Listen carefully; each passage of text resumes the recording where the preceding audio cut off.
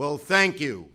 Thank you to our great President, Joe Biden, our great Speaker, Nancy Pelosi, and a special round of applause to all the Senate and House members who are here and those who are not. It couldn't have happened without all of you working as a team.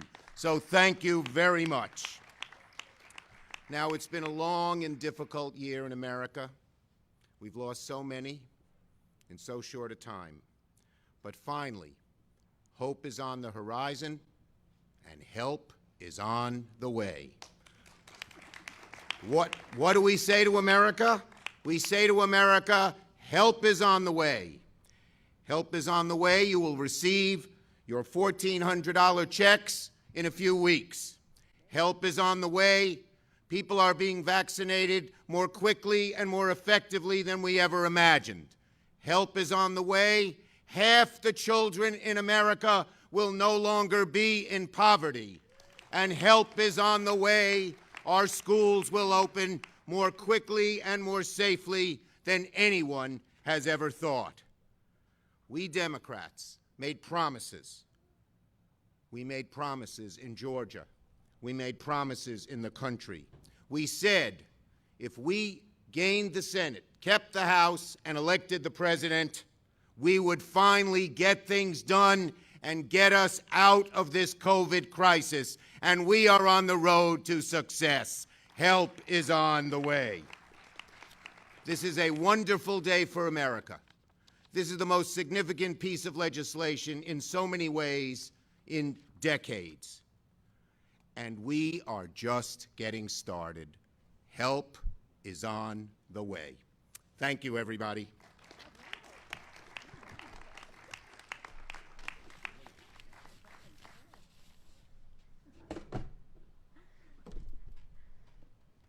Thank you so much. Good afternoon. Good afternoon in the Rose Garden. Thank you, Mr. President. Madam Vice President, an honor to be with you and to be with the Majority Leader of the Senate, Chuck Schumer. I join him in acknowledging our members who are here, many chairs of committees, members of our leadership, because without all of you, this would not have happened. And it certainly would not have happened without Joe Biden as President of the United States. Mr. President, everybody is complimenting us, and every time we get a compliment, I say, I accept on behalf of the House Democrats and of the staff of the House Democrats, and I know of the Senate staff as well. They worked so very, very hard. But let me say this about my members. Our chairs were dazzling in their own work, intellect, integrity, imagination for the American people, working with their Senate colleagues. I say their beautiful diversity of our members. And I say to them, our diversity is our strength. Our unity is our power. And in this bill, our diversity to protect everyone in our country, to end the disparity in access to everything that the bill presents. Our diversity was reflected in the House and the Senate in that policy. But our unity on behalf of all of the American people is what made this such a triumph. Whatever differences there may have been, shall we say, as I say to the chairman, exuberance, the leader, certain exuberances here and there, we all knew our purpose.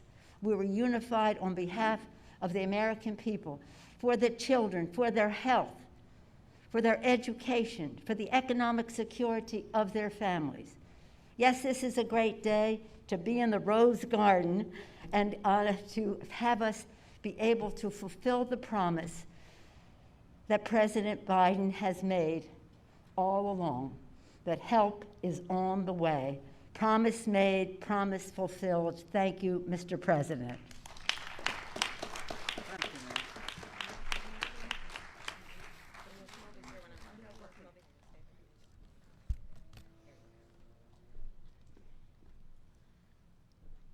Thank you, Madam Speaker, and Mr. Majority Leader, and America. The President promised help is on the way, and today, help has arrived. Help has arrived for the workers who lost their jobs. Help has arrived for the students who've been stuck at home.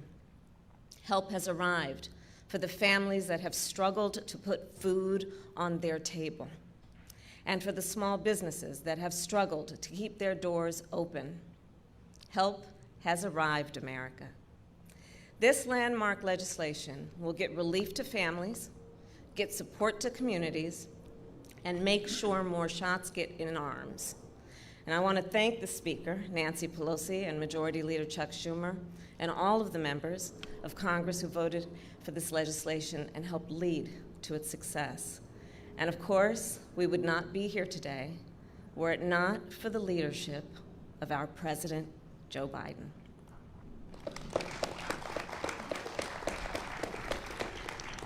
And I just want to say something about the President.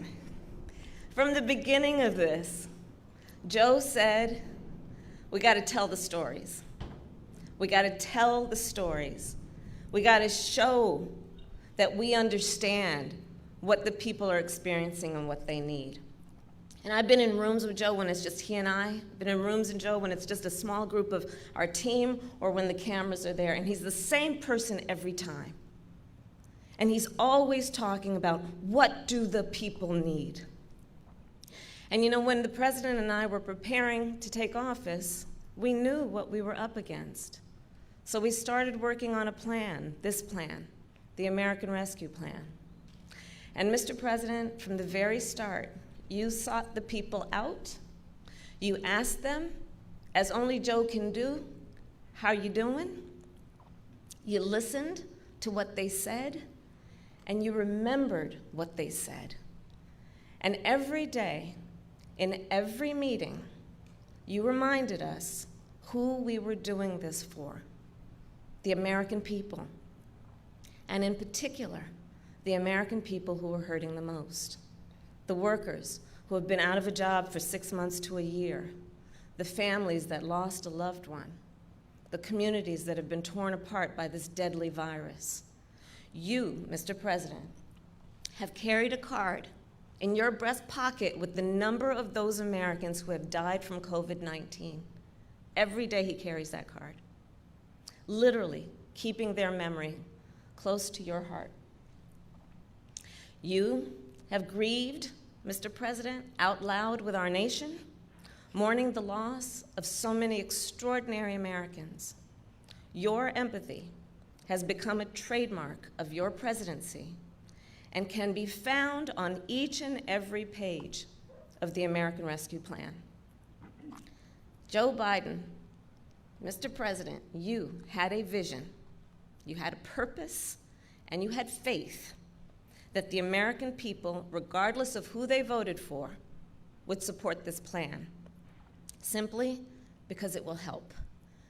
You had faith that Congress would pass this plan simply because it is the best thing for the American people. And you put in the work to make it happen, to get relief directly to the American people. And we've both served in the Senate, so we know there's rarely been a bill that's so concrete and tangible. Mr. President, people will feel and they will see what we all did here. They will see the checks in their bank accounts. They will see the child tax credits when they file their taxes, when they return to work, when they return to school, when they reopen their businesses, when they hug their grandchildren for the first time in a year. Americans will see what we did here, what you did, Mr. President, and they will feel the impact of this bill for generations to come. And that's what happens when you make historic investments in communities of color, and tribal communities, and rural communities. That's what happens when you lift half of those children living in poverty out of poverty.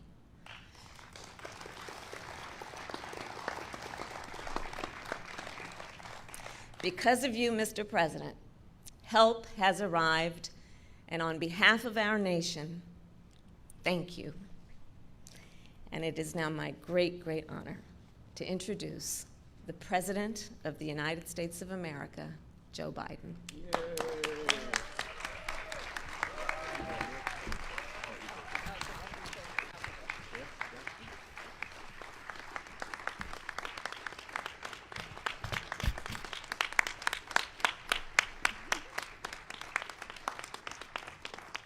Good afternoon. Thank you, Kamala. You know, when I look out over what happened the last 50 days, when Jill and I first got a chance to move into this magnificent building behind you, I promised the American people, and I guess it's becoming an overused phrase, that help was on the way. But today, with the American Rescue Plan now signed into law, we've delivered on that promise. And I don't mean I've delivered, we've delivered. Look out there and all of you. Patty, there'd still be people, kids in poverty, were it not for all the work you did all those years. And I want to say to Bernie, stepping up and making the case why this was so transformational made a big difference in how a lot of people voted. I look out at all of you, House members as well, who have made the case to the American people why this is so important. I watched my buddy Jim down in South Carolina stand up and talk about how it's going to affect individual people. My inclination is to mention every single one of you, because I think I've called most of you and thanked you already for what you did. I even called Pallone. He wasn't there, though. He was on the other side of the river. We joke all the time. He's in New Jersey. I'm in Delaware. I keep reminding him Delaware owns the Delaware River up to the high water mark in New Jersey. But all kidding aside, I want to thank you all. I want to thank particularly the Speaker, who from day one, from the very first day I got the nomination, was supportive in ways that are hard for me to describe. And, you know, I served a long time in the United States Senate, longer than anybody if I was still there at the time other than Pat. And if I were still in the Senate, I'd be Senator pro tem, because I was 2 years ahead of Pat. But all kidding aside, we've stood with a lot of great majority leaders. But I never saw anybody handle such a controversial, consequential piece of legislation that was right on the edge than Chuck Schumer. I owe you, Chuck. You did an incredible job. And look, and to the members of the House and Senate, thanks for making this happen. You made it happen. As I said, I served 36 years in the Senate. I know how hard it is to pass major consequential legislation, particularly when we only have such minor, small majorities in both houses, Steny. You've done an incredible job. And Nancy and Chuck, I have to say that I agree with many of the columnists that have commented on this legislation. What you shepherded through the Congress not only meets the moment, it does even more.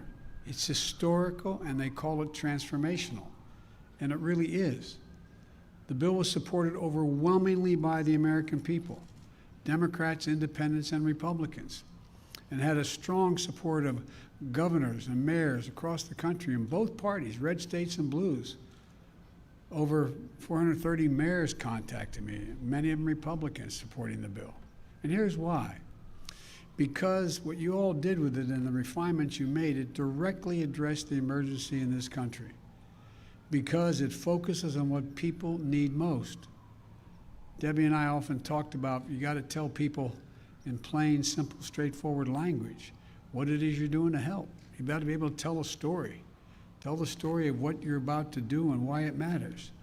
Because it's going to make a difference in the lives of millions of people in very concrete, specific ways. This legislation, everybody's already mentioned, will provide $1,400 in direct payments, which we all promised. Well, that means for a typical family of four, a middle-class family, husband and wife working, making $110,000 a year, that means $5,600 check they're going to get. 85% of the households in America will be getting this money. And a lot of you know, because of the way you came up like I did and others, what that can mean. Think of the millions of people going to sleep at night staring at the ceiling thinking, my God, what am I going to do tomorrow? I've lost my health care, don't have a job. Unemployment runs out. I'm behind on my mortgage. What are we going to do? Well, guess what? They're going to be getting that check soon, either by direct deposit or a check from the Treasury. And some are going to get it as early as this weekend. This legislation provides resources needed to open our schools. How many of you have dealt, not only in your own home and with your children and grandchildren, if you have them, with how difficult it is, the mental pressure and stress that are on so many families, so many people needing help if they had access to counseling, because it's caused enormous, enormous stress. This legislation extends unemployment insurance by $300 a week until September. It's going to help 11 million Americans who were days from losing that benefit. This legislation includes the biggest investment in child care since World War II. That's not hyperbole, that's just a fact. It's a fact. It provides help for small businesses to stay open. And 400,000, so many have had to close because the first time around, you all worked and did a great piece of work in the House, passing significant legislation. What's the first thing the last president did? He fired the folks who were supposed to watch and make sure it got, in fact, distributed the way it was supposed to. We find out so much of it went to people who didn't need it. You all took care of that. It extends coverage and lowers health care costs for so many Americans. So many Americans, and it's a big number for people. It provides for food and nutrition because people knew, and you all were out there handing out food like many of us were, but you saw people who were in car lines that were literally miles long. You'd see 4 lanes of cars that went back for a half a mile each just to get a box of food. Again, through no fault of their own. It's going to help people keep a roof over their heads. 500,000 haven't been able to make their mortgage payments. About to be thrown out of their apartments. They have to make up all that they owe. And those mom and pop realtors are in real trouble. It's going to cut child poverty in half I've talked to so many of you. Rosa, you and I have spent so much time on this. But you guys, you, Patty, and others are the ones who have been leading this for so long. And it's finally coming to fruition. And the American people understand it. It pays for many of the steps we've taken to vaccinate Americans. We're going to be in a position where, because of what you all did and passed, we had the money to go out and literally purchased hundreds of millions of vaccines and then go out and make sure we had enough vaccinators. Vaccine's one thing, to get the vaccine in a vial, out of that vial and into a needle and needle into someone's arm. Took tens of thousands of people. And because of you, we were able to mobilize the military. We were able to mobilize FEMA. I was able, by executive order, to allow former docs and nurses to come back and be able to engage in this activity. And one of the things that we said in the beginning that no one thought that I was being straight about was, I said, this is going to create, we have to spend this money to make sure we have economic growth, unrelated to how much it's going to help people. Well, guess what? Every single major economist out there, left, right, and center, supported this plan. Even Wall Street agreed. According to Moody's, for example, by the end of this year, this law alone will create 7 million new jobs. 7 million.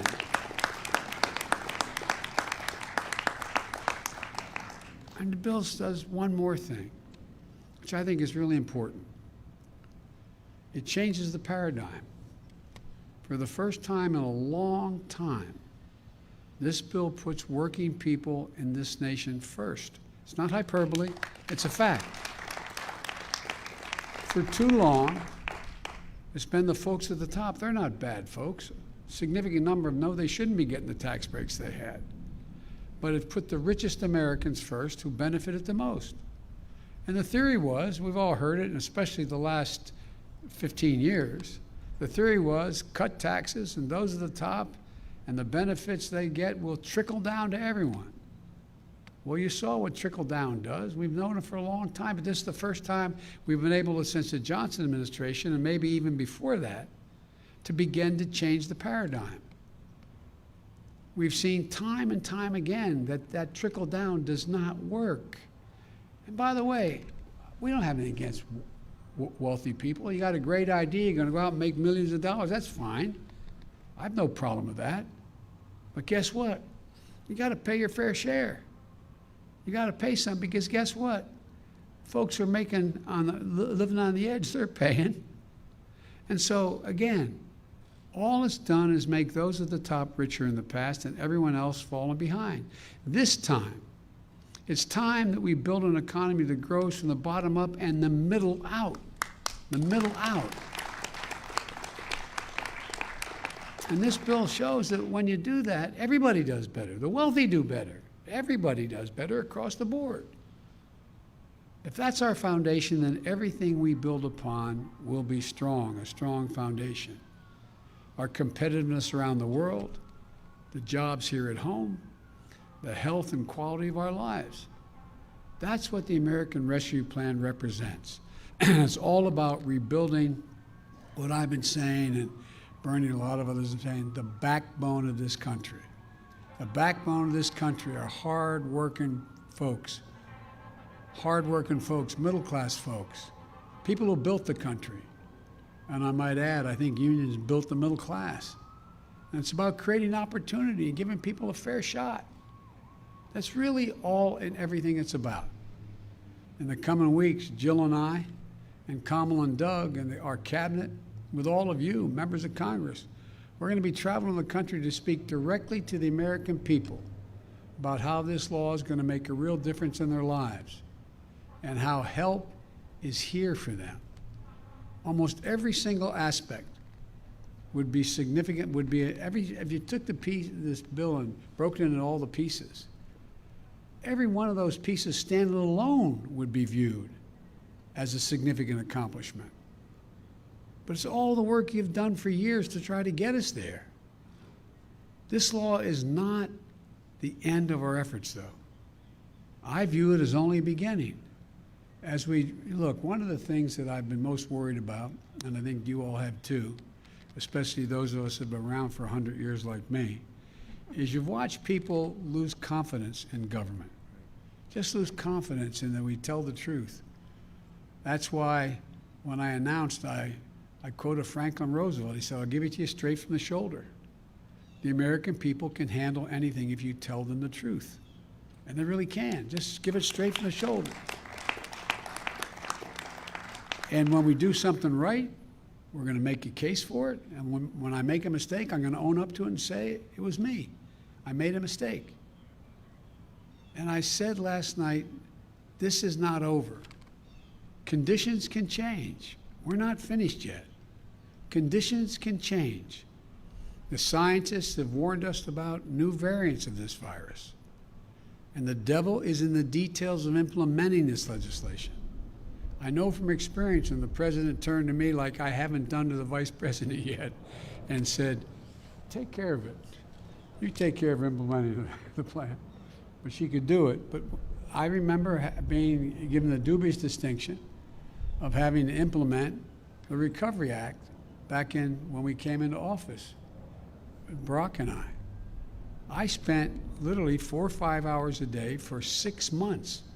I talked to over 160 mayors, probably more than 2 or 3 times, every governor save one who was looking at from Alaska to Russia, and making sure that we're in a situation where we talk to everybody. But it takes, the devil's in the details. It's one thing to pass the American Rescue Plan. It's going to be another thing to implement it. It's going to require fastidious oversight to make sure there's no waste or fraud, and the law does what it's designed to do. And I mean it. We have to get this right. Details matter, because we have to continue to build confidence in the American people that their government can function for them and deliver. So there's a lot of work for all of us left to do, but I know we'll do it. To every American watching, help is here, and we will not stop working for you.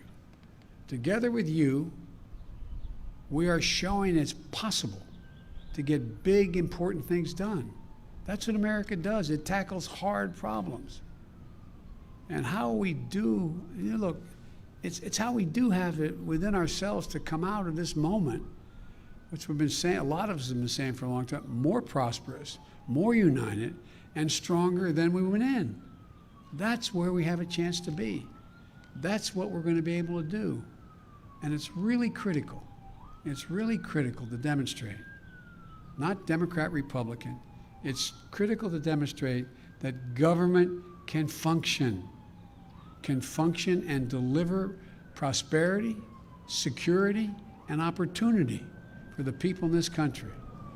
And as my grandfather used to kiddingly say, with the grace of God, the good little neighbors, and the creek not rising, that's exactly what we're going to do. God bless you all. Thank you for all you did, and may God protect our troops. Thank you. I wish I could come out and shake hands with every one of you, but next time it won't be so far apart. Thank you, thank you, thank you, thank you. Appreciate it. All right. I hate to turn into wind, but I got Great to day. Great day. better put my mask on. Get in trouble. Thanks, everybody. Ladies and gentlemen, please remain in your seats until the President and stage participants have departed.